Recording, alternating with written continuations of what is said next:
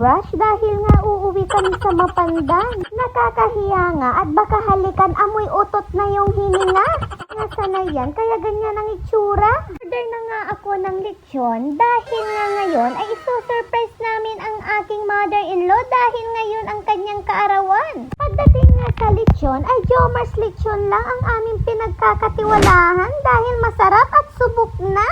Napakasweet ko nga naman dahil nga may pa-surprise pa ako sa aking mother-in-law. Diba hindi kayo makarelate dahil nga halos karamihan dito kaaway ang kanilang in-laws. Kung hindi naman kaaway ay sinisiraan naman patalikod. Charot! Napakasaya nga ng aking mother-in-law dahil unexpected niyan dahil alam niyang hindi pa kami nakakasingil. Ito nga lang tong handa ng aking mother-in-law. May seafoods, may laing na favorite ng kanyang anak na si Lloyd. May ubi maha, may pasit, may puto, meron ding pansit na hindi mawawala sa handahan dahil ito nga ay pangpahaba ng buhay. Meron din nga palang native tinolang manok, hindi ko na nga nakuhanan. Ayan na nga ang aking jusawa na walang kaalam-alam.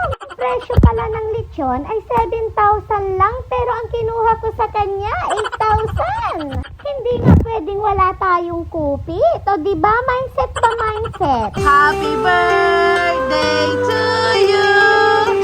Happy birthday, happy birthday, happy birthday to you. Diba? Napakaswerte talaga ng mother-in-law ko sa akin. Sana Hindi lang siya nagkaroon ng magandang daughter-in-law, kundi singer pa. Yan, tara na, kainan na.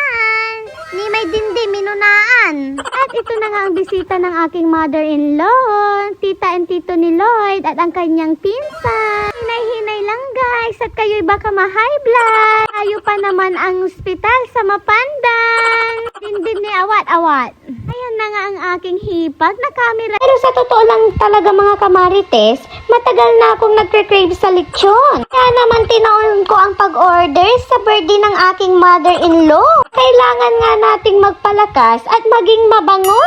Ayan lang mga kakumarites for today's video. Happy birthday Mama Lina. Wish ko ay long life at sana magka-boyfriend ka pa. Bye! And this one,